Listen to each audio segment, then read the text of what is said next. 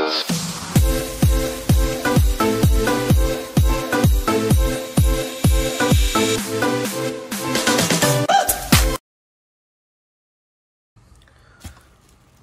up mga ka-Clistes, me again, Patrick Patricio. Okay, for today's video guys, simple unboxing lang.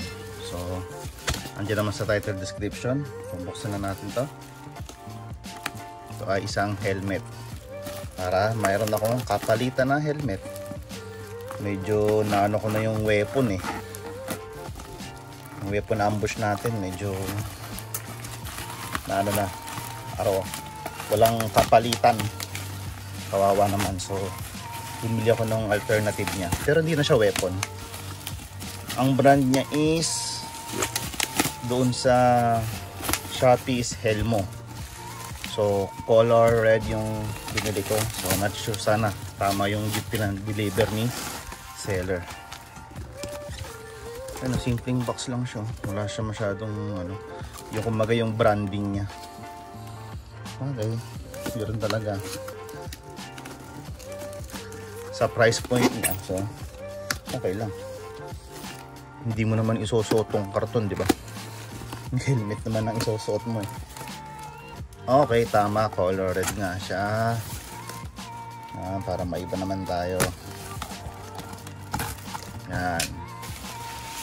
Ito na, ito meron palang branding eh. Ayun. Pero hindi nila inano, parang inayos na lang. Helmo to eh, Helmo helmet. Okay. Ang favorite oh. Yan. Uy, magandang klase din pala, no? So yan ang brand niya, Helmo. Mura lang to yun, 300 mahigit. Pero siyang isang klase yung parang may visor dito. So ito lang yung pinili ko kasi si weapon is nakaganon eh. Meron na siyang visor dito sa harapan. So ito naman para maiba. Ang ganda rin pala. Ayos ah. Pwede. Color red. So ito yung adjustment niya. Okay. So ito na siya. Yan. Instructions. Ayan. Ano pa to?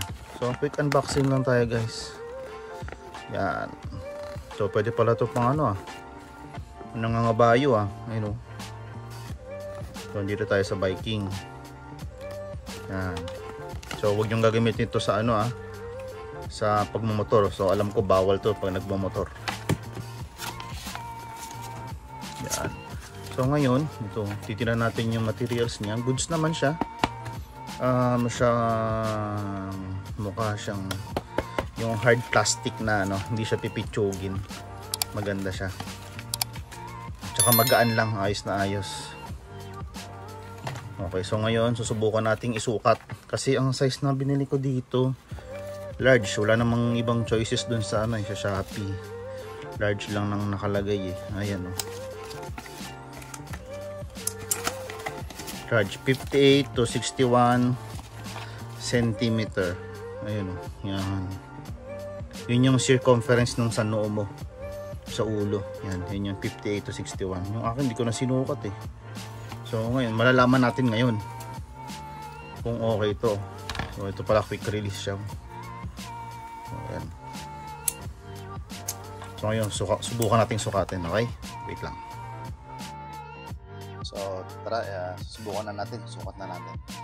So tinanggal ko na yung tag niya ng kanina, yung instruction. So ito, pwede mo pang i-adjust to. So, yung mga typical na so, nakatali lang yan, hugutin mo lang yung dito. Depende na dito sa sa baba natin, ang leeg. Kung kung medyo bitin, i-adjust na. Okay, tara, sukatin na natin to. So ang size niya ulit is large, 58 to 61 cm. Alright, nice. Adjust lang natin yung sa likod para mag-fit sa ulo natin, iwas alog. So yan. So medyo masikip siya, no? So mamaya ko na lang siya adjust. Pag medyo masikip, adjust mo lang. So sakto lang yun. Yan. So tignan natin yung parang fit niya sa ating huli. Yan. Side view, kabila. Yan. So sa akin okay na okay siya. So adjust ko na lang to pag magra-ride na ako. Yan. Okay. So thumbs up dito sa seller at dito sa brand nito. Ano ba ito? Helmo. Yung brand niya, Helmo. Okay. So yung link nito ay ilalagay ko niyan sa description. Para kung gusto niyo bumili, i-click niyo lang yun. Okay. So yun lamang mga kaklista, no? At meron na tayong pamalit kay Weapon, salitan sila para hindi naman masyadong mabubugbog si Weapon. Alright, so may kapalitan na siya.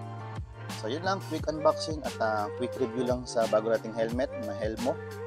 So yun lamang at maraming salamat mga kaklista sa panonood nyo. God bless and ride safe. Sheesh! Helmo, baka lang naman.